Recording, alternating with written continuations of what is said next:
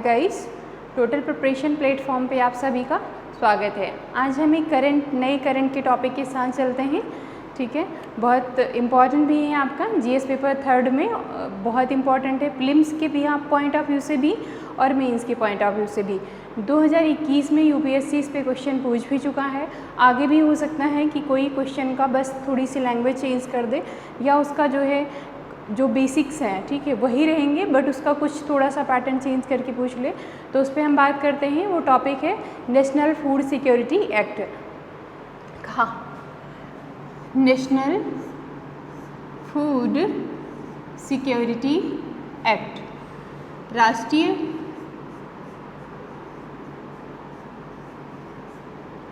खाद्य सुरक्षा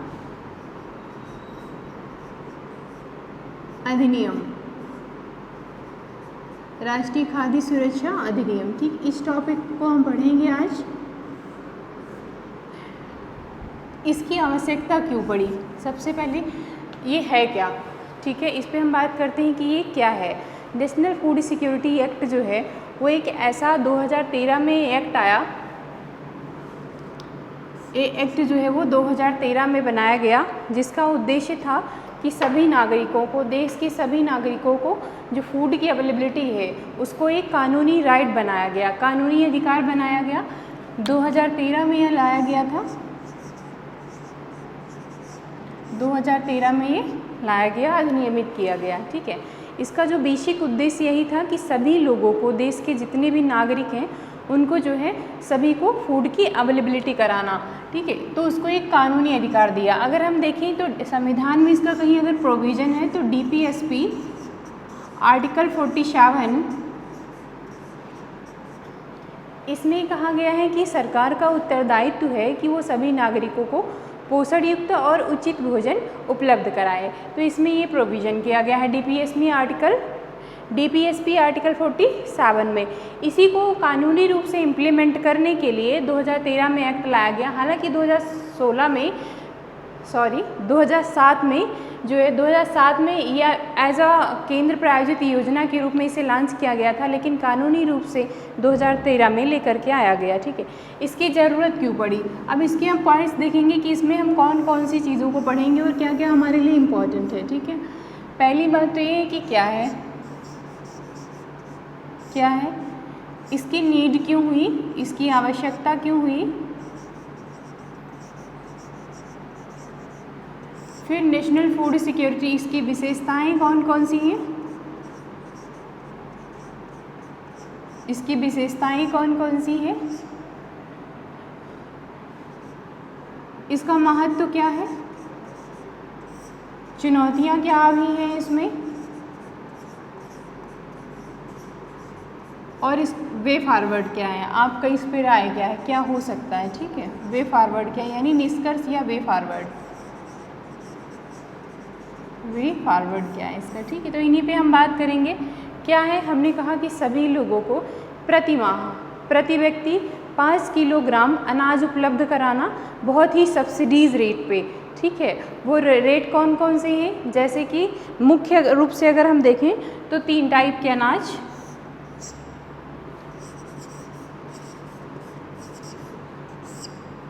पहली बात तो इसकी परिभाषा यही कि प्रति व्यक्ति प्रति माह 5 किलोग्राम अनाज सभी नागरिकों तक पहुंच उपलब्ध कराना। ठीक है, तो सभी नागरिकों को दिया जाता है। इसमें कौन से अनाज होते हैं, इसमें चावल जो है आपका वो 3 रुपये केजी है, 3 रुपये केजी चावल है। गेहूं की अगर हम बात करें तो 2 रुपये केजी गेहूं है, और मोटा अनाज है, इसमें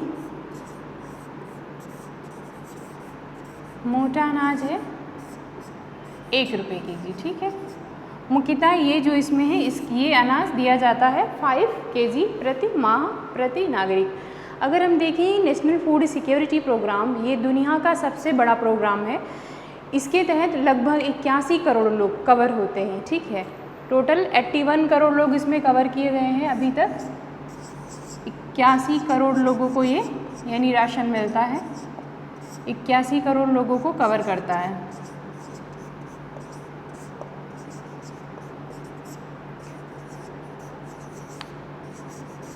81 करोड़ लोगों को कवर करता है। आप इंट्रोडक्शन में जो आप लिखेंगे कि दुनिया का सबसे बड़ा प्रोग्राम है इतने, तो ये डाल सकते हैं, ठीक है, क्योंकि ये फैक्ट है, ठीक है, तो इसी बहुत ही जो है आपको अच्छा आंसर माना जाएगा। दूसरी बात, अगर हम देखते हैं इसकी आवश्यकता क्यों हुई, ज़रूरत क्या है, तो हम कुछ केस स्टडीज़ देखते हैं। एक दिल्ली में 2019 में घटना हुई थी, 3 लड़कियों की डेथ हो गई थी और एज भी ज़्यादा नहीं थी, सभी 8 साल से नीचे थी, ठीक है। 3 लड़कियां, एक ही घर में 3 लड़कियों की डेथ हुई। फिर उसके बाद जब उनको हॉस्पिटल ले जाया गया और जांच हुई तो ये पता चला कि लड़कियों ने, जो ये लड़कियां थीं, इन लोगों ने कुछ 1 हफ्ते से नहीं खाया था क्योंकि उनके पिताजी मज़दूर थे और मज़दूरी नहीं मिली, तो उन तीनों लड़कियों की भूख से डेथ हो गई, ठीक है। दूसरी बात, एक और घटना उड़ीसा में हुई थी, काला हांडी घटना के नाम से, बहुत बड़े स्तर पे लोग भूख से जो है उनकी डेथ हुई थी।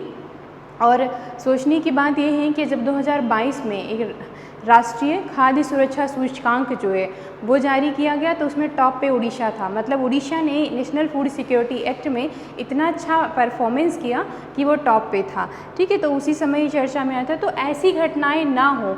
ग्लोबल हंगर इंडेक्स की हम स्थिति देख लेते हैं कि 121 देशों में भारत अभी भी, अगर हम 2022 का ग्लोबल हंगर इंडेक्स देखें तो 121 देशों में भारत की जो रैंक है वो 107 है। तो उसके अकॉर्डिंग अगर हम देखें तो ये सारी स्थितियों से निपटने के लिए इसको लाया गया था कि कम से कम इतना बेसिक लोगों को अनाज मिले जिससे वो खाना खा सकें, किसी को भूखा ना सोना पड़े, ठीक है। तो सभी तक फूड की पहुँच मेन जो था, और कैसी पहुँच, उपलब्धता, पहुँच और सब्सिडीज़ रेट पे, ठीक है, वहनीय। उपलब्धता मतलब अनाज की क्या हो, उपलब्धता हो, पहली बात तो।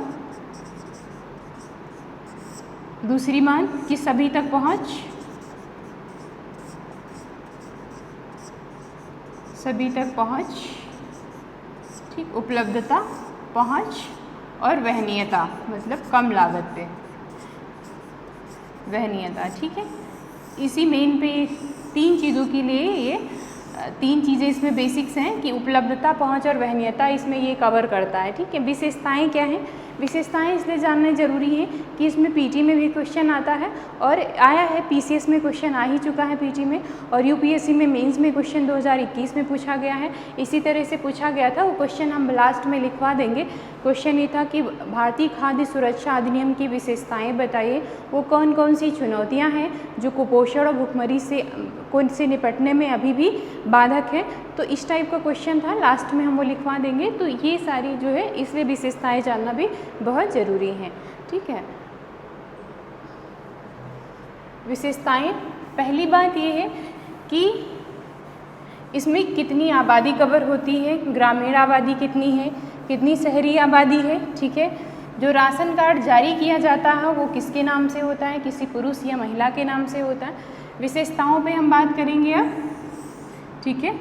तो पहली विशेषता ये है, पहली बात तो हमने बताया, पहला तो आप कि 5 किलो अनाज जो है वो प्रति माह प्रति व्यक्ति यानी प्रति नागरिक को दिया जाता है, जिसमें आपका चावल, गेहूँ, मोटा अनाज, ठीक है, वो इतने इतने रुपए। तो वो भी आप पहली विशेषता है कि जो इसमें अनाज है इसमें क्या दिया जाता है, चावल 3 रुपये केजी, ठीक है, गेहूँ 2 रुपये केजी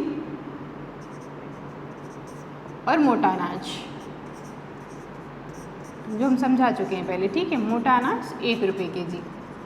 दूसरी बात ये है कि ये टोटल 67% यानी 2/3 आबादी को कवर करता है, 2/3 आबादी को ये कवर करता है, ठीक है। जिसमें पीसेस में क्वेश्चन इसी टाइप का आया था कि जो है ये कितनी % आबादी गांव की, 75% आबादी जो है वो गांव की और 50% आबादी अर्बन एरियाज़ की कवर करता है। तो इसी टाइप का फैक्ट था उसमें, तो ये ध्यान रखना इस तरह से। इसमें 67% में से 50% जो है वो शहरी आबादी है,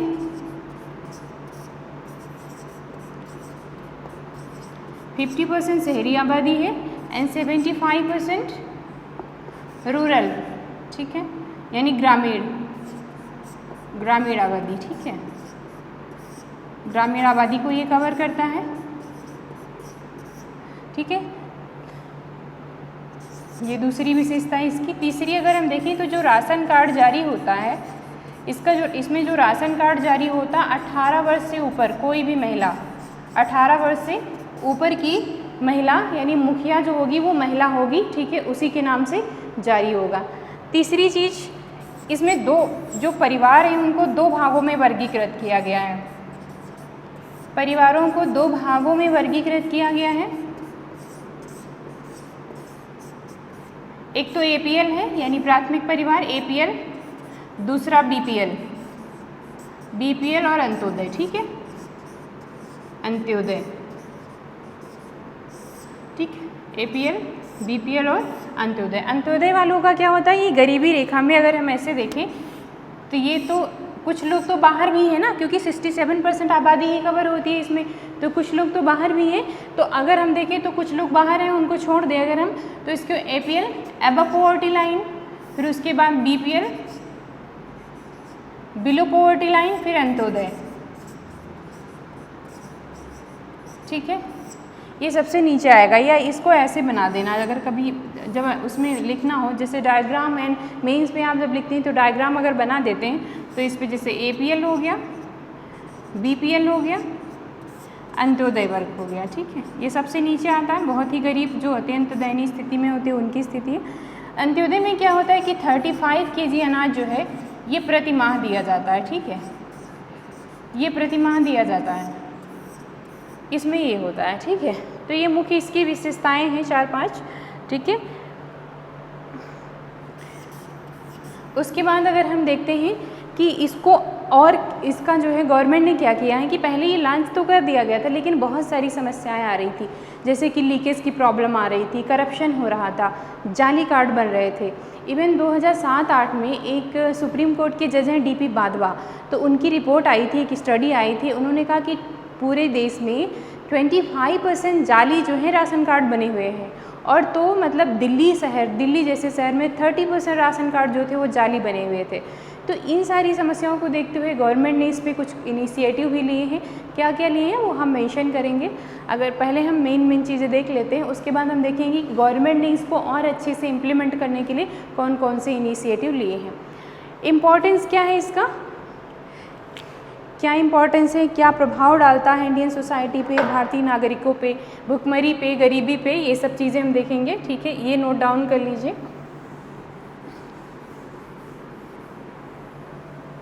साथ साथ अगर नोट्स बनाते रहेंगे तो ज़्यादा बेटर है। खुद के नोट्स होते हैं तो वो अपनी लैंग्वेज में पढ़ने में आसानी होती है, अदरवाइज़ आप लोगों को PDF उपलब्ध कराई जाएगी इस टॉपिक की। फिर हम देखते हैं इम्पोर्टेंस क्या है इसका, क्या है इम्पोर्टेंस, कोई तो इम्पोर्टेंस होगा अगर कोई स्कीम लागू की गई है तो इसका इम्पोर्टेंस क्या है। पहली बात तो गरीबी और भुखमरी दोनों को क्या करता है, ये नियंत्रित करता है, ठीक है। तो पहला गरीबी में कमी, ठीक है, गरीबी एंड भुखमरी में कमी। अभी MPI एक रिपोर्ट है, मल्टी डायमेंशनल, ठीक है, पॉवर्टी इंडेक्स, MPI करके एक रिपोर्ट आती है, बहुआयामी गरीबी सूचकांक, UNDP की है और ऑक्सफोर्ड यूनिवर्सिटी मिल करके उसको लॉन्च करती है। अभी हाल में आई है, अभी इसी साल मतलब कि जुलाई में उसमें रिपोर्ट आई है कि भारत ने क्या किया है 2005 और 6 से ले करके 2019 से 21 के बीच लगभग 415 मिलियन लोगों को, यानी 15 सालों में 415 मिलियन लोगों को गरीबी से बाहर निकाला है। तो इनडायरेक्ट ये हेल्प करता है, कैसे, जब अनाज आप दे रहे हैं तो कुछ लोगों के घर में जो पैसा है, जो इन्वेस्ट हो रहा है पैसा फूड पे, वो भी बच रहा है, ठीक है। तो ये रिपोर्ट यहाँ मेंशन कर दीजिएगा कि इस तरह से जो है भारत ने 2005-6 से लेकर के 2019 से 21 के बीच कितने 41 करोड़ लोगों को गरीबी से बाहर निकाला है अकॉर्डिंग टू UNDP रिपोर्ट या बहुआयामी गरीबी सूचकांक, ठीक है। इस तरह से ये हो गया। दूसरी, क्योंकि सभी को फूड मिल रहा है तो वो पैसा जो है वो बच ही रहा है। दूसरी बात है मानव पूंजी का निर्माण, मानव पूंजी का निर्माण कैसे, जब सभी को फूड मिलेगा प्रॉपर रूप से तो क्या होगा, कुपोषण में कमी आएगी। कुपोषण में कमी आएगी तो जो बाल मृत्यु दर है, शिशु मृत्यु दर, बाल मृत्यु दर, इनमें कमी आएगी। उसके साथ साथ क्या होगा, बेहतर न्यूट्रिशन मिलेगा तो हेल्थ क्या होगी, स्वास्थ्य क्या होगा, बेहतर होगा। तो जब स्वास्थ्य बेहतर होगा तो उससे क्या होगा, मानव पूंजी कैसी बनेगी, जैसे जैसे अगर कोई कमज़ोर आदमी है, कमज़ोर इंसान है, उसकी प्रोडक्टिविटी अच्छी होगी, या फिर जो एक अच्छे से अच्छा प्रॉपर उसको फूड मिला है, प्रॉपर एजुकेशन मिला है, प्रॉपर रूप से वो स्ट्रांग है, उसकी प्रोडक्टिविटी अच्छी होगी, तो मानव पूंजी का निर्माण बेहतर होगा। ठीक है, इस तरह से। तीसरी चीज़ अगर हम देखें और क्या हो सकता है, ठीक है, और क्या हो सकता है मानव पूंजी का निर्माण। तीसरी चीज़ अगर हम देखें क्या हो सकता है, तो इसमें ये चीज़ हो सकती है कि आर्थिक विकास और समृद्धि सुनिश्चित होगी। आर्थिक विकास और समृद्धि कैसे सुनिश्चित होगी, आर्थिक विकास जैसे कि अब प्रोडक्टिविटी लोगों की बेहतर होगी, आर्थिक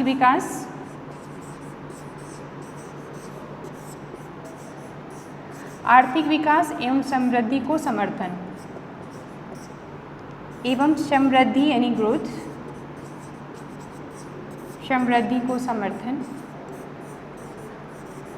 लोग जो पैसा है इन्वेस्ट, अपना पैसा जो फूड पे इन्वेस्ट होगा वो बचत करेंगे। ठीक है, उससे क्या होगा, उनकी जो है जमा जो सेविंग है वो बढ़ेगी, तो उससे क्या होगा, बैंक में जमा करेंगे वो, फिर बैंक की पूंजी जो है वो इन्वेस्टमेंट में जाएगी, फिर वो उस तरह से क्या होगा, मैन्युफैक्चरिंग सेक्टर में जाएगी, अलग अलग उद्योगों में जाएगी, फिर रोज़गार सृजन होगा, रोज़गार मिलेंगे लोगों की तो इनकम बढ़ेगी, इनकम बढ़ेगी तो लोगों का क्या होगा, देश का विकास होगा फाइनली।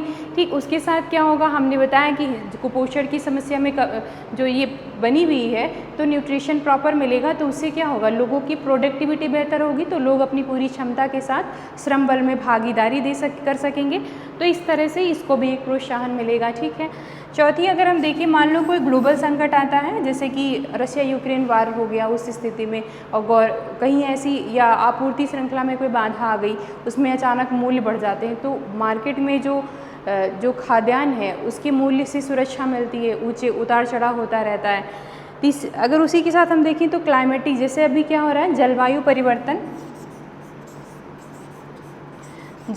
परिवर्तन एवं चरम मौसमी घटनाओं से सुरक्षा, चरम मौसमी घटनाओं से सुरक्षा। एग्जाम्पल के तौर पे अगर हम देखें, घटनाओं से, चरम मौसमी घटनाओं से सुरक्षा या उनका सामना करने की शक्ति कैसे, जैसे पहले क्या होता था, बाढ़ आ गई, पूरा का पूरा एरिया डूब गया, फूड नहीं है आपके पास, भूख से बहुत सारे लोग मर भी जाते थे और बहुत सारी क्राइसिस आते थे भूख से। हम जिस एरिया से बिलोंग करते हैं वहाँ बहुत बाढ़ आती थी और हमने मतलब इस चीज़ों को बहुत प्रत्यक्ष रूप से देखा है, कितना क्राइसिस होता है, छोटे छोटे बच्चे भूखों से मतलब परेशान होते हैं इस तरह से कि कुछ भी मिल जाए एटलीस्ट, ऐसा होता है। तो इस टाइप की जो चीज़ें हैं तो उनसे भी सुरक्षा मिलती है कि आपको एटलीस्ट एक मिनिमम जो है वो अनाज मिलता है, जिससे आप अपनी बेसिक नीड्स पूरी कर सकते हैं, तो इससे सुरक्षा मिलती है। ठीक है, और अगर हम फिफ्थ देखें और क्या हो सकता है, ठीक है, सोचो कुछ, आप लोग सोचो किस तरह क्या क्या इसमें किया जा सकता है और क्या हो सकता है।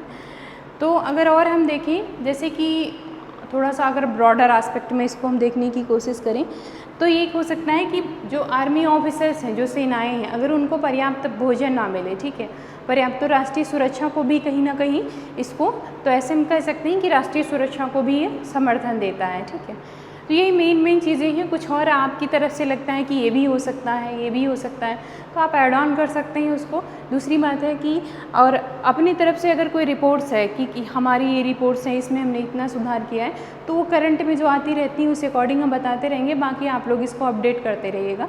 इससे क्या होगा कि आपका जो आंसर है वो एनरिच करेगा।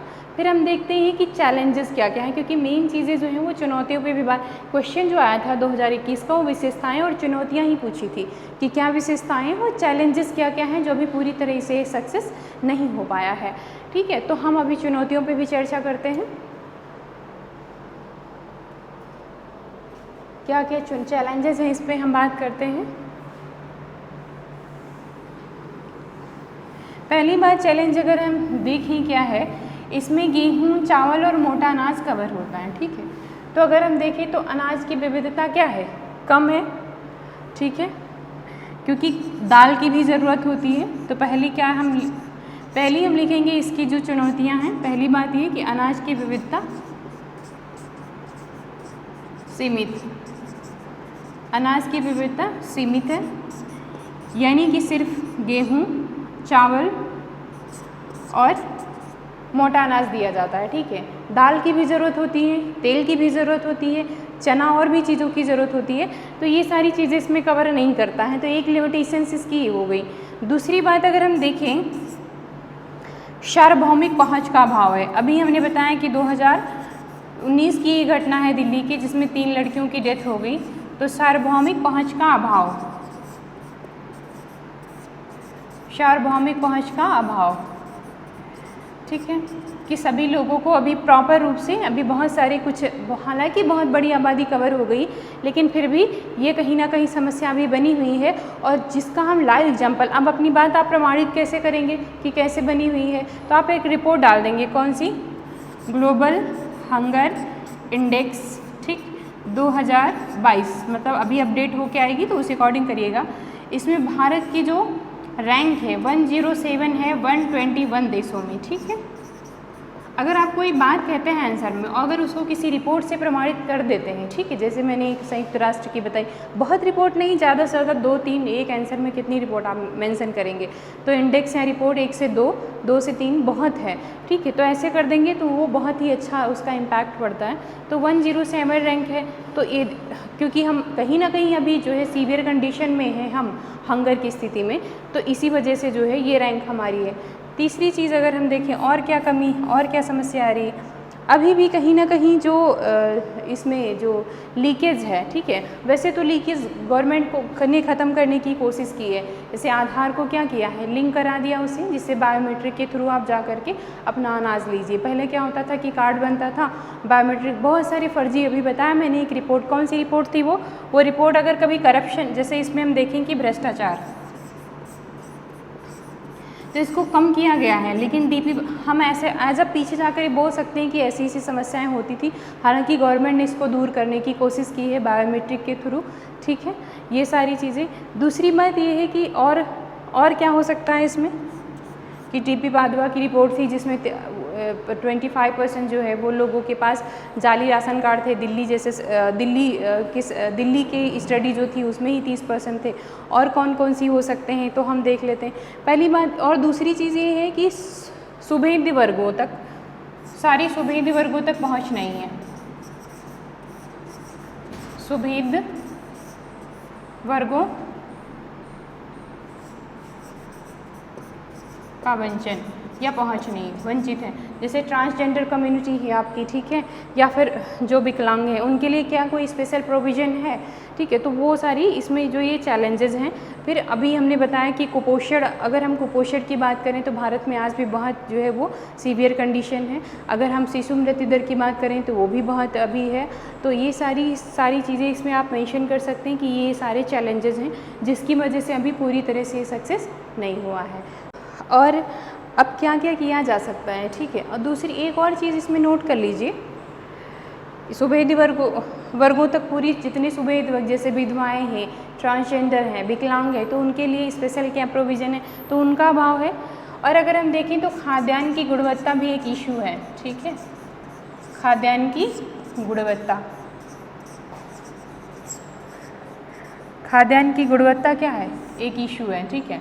जैसे कि कोल्ड स्टोरेज की समस्या हमारे देश में है, ठीक है, कुशल परिवहन का अभाव है, तो इसकी इन सारी कमियों की वजह से जो फूड पहुंचता है फाइनली उस स्टेज पे अगर हम देखें तो वहाँ पे फूड की जो गुणवत्ता है जो मिलता है, पहले तो बहुत ही बेकार मिलता था, अब तो चीज़ें धीरे धीरे करके काफ़ी इम्प्रूवमेंट हो गया है, लेकिन आज भी अभी वो समस्या बनी हुई है। हालांकि गवर्नमेंट ने इसको दूर करने के लिए बहुत सारी इसमें काम भी कर रही है, वो सब हम देखेंगे। हमने कहा है कि गवर्नमेंट ने इसको और अच्छा इनरिच करने के लिए इस प्रोग्राम को क्या क्या किया है वो हम लास्ट में 1-2 मिनट का है वो हम मेंशन कर लेंगे ताकि आप लोग आंसर में उसको ऐड ऑन कर सकेंगे, ठीक है। तो खाद्यान्न की गुणवत्ता की भी एक समस्या बनी हुई है, तो मेनली यही चैलेंजेस हैं, ये आप मेंशन कर दीजिएगा। बाकी आप लोगों को कुछ 1-2 आपने लगता है कि हमें ये भी होना चाहिए, ये कमी है, तो ये सारी चीज़ें कर सकते हैं, ठीक है।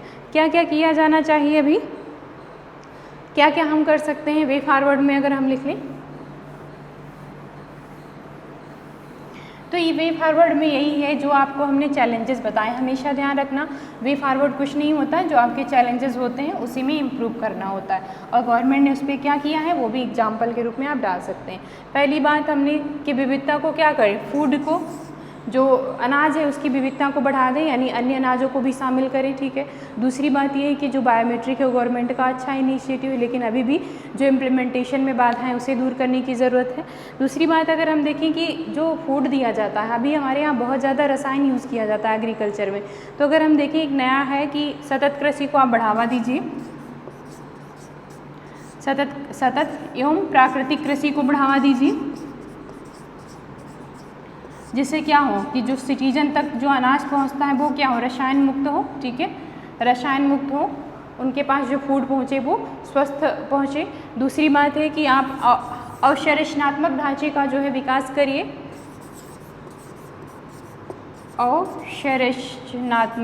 अवसंरचनात्मक, ठीक है, जिसे इंफ्रा बोलते हैं, इंफ्रास्ट्रक्चर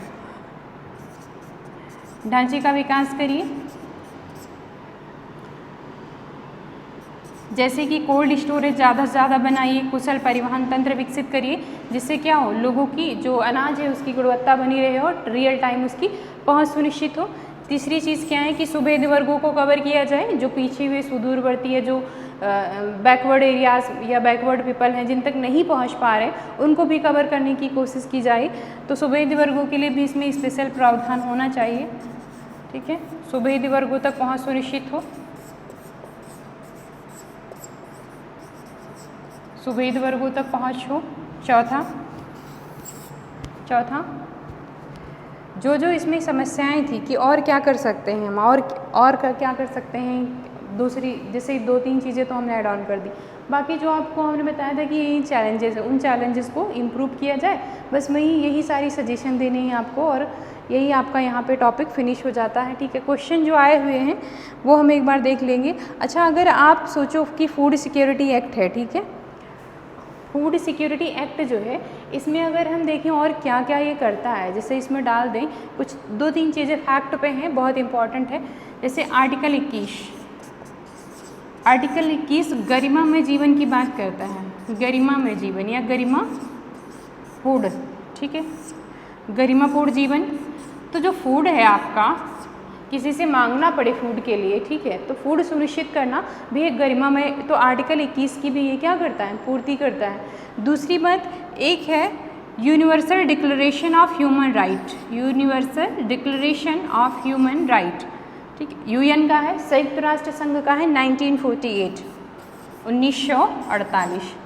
ठीक है, यूनिवर्सल डिक्लेरेशन सार्वभौमिक घोषणा पत्र है, मानवाधिकार घोषणा पत्र चार्टर है, तो universal declaration of human right, ठीक है, UDHR, universal declaration of human right का ये जो उसमें एक अनुच्छेद है, वो भोजन का अधिकार जो है वो व्यक्ति का एक अधिकार है, उसको भी ये क्या करता है, उसकी पूर्ति करता है। दूसरी बात है, तीसरा और एक चीज़, हाँ दूसरा तो हो गया, तीसरा क्या है, तीसरा है SDG 2, ये जीरो हंगर की बात करता है, क्या, जीरो हंगर। तो आप ये जो है चीज़ें इंट्रोडक्शन में या फिर आप लास्ट में जो है निष्कर्ष में डालते हैं कि ऐसे ऐसे जो फूड सिक्योरिटी एक्ट के चैलेंजेस हैं, इसको सुधार करने की ज़रूरत है, ये सुधार आपने बता दिए। फिर उसके बाद जब आपने निष्कर्ष लिखा तो ये डाल दिया कि जो है इतने करोड़ लोगों को ये कवर करता है अभी, और जो है आर्टिकल 21 गरिमा में जीवन, universal declaration of human right जो 1948 का है। दूसरी बात ये है कि SDG 2 इन सबको कवर करता है, ठीक है, और 2030 तक SDG 2 है, इसका लक्ष्य क्या है, 2030 तक जीरो हंगर का लक्ष्य प्राप्त करना। तो मेनली यही सारे चीज़ें कवर करता है। इससे ज़्यादा मेंस का क्वेश्चन आपका बाहर का नहीं बनेगा, PT का भी इससे ज़्यादा क्वेश्चन नहीं बनेगा। अगर कुछ PT का आता है, जैसे आप लोग क्या करते होंगे कि PYQ सॉल्व करते होंगे प्रीलिम्स के लिए, तो उसमें कुछ नया फैक्ट मिलता है तो उसको नोट डाउन कर लीजिएगा, वहीं जो इसका नोट्स बनाइएगा, इनफ है, बहुत ज़्यादा इससे और कुछ आएगा नहीं, इतना इनफ है। और क्वेश्चन क्या है UPSC का, एक बार नोट कर लीजिए आप लोग, मैं लिख के बता दे रही हूँ।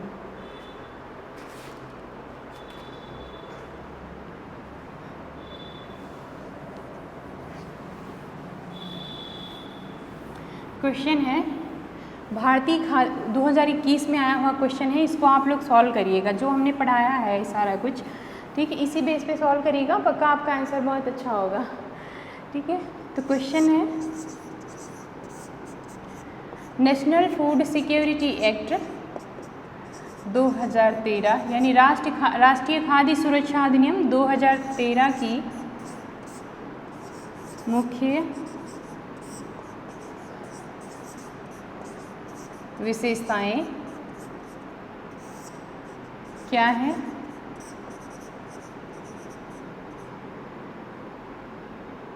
कौन कौन सी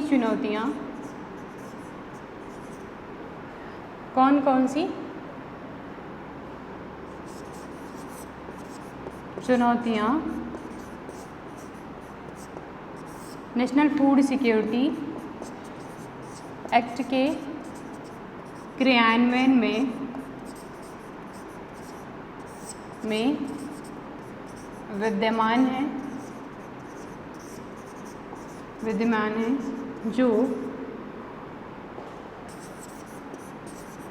भारत में अभी भी कुपोषण एवं भूख की गंभीर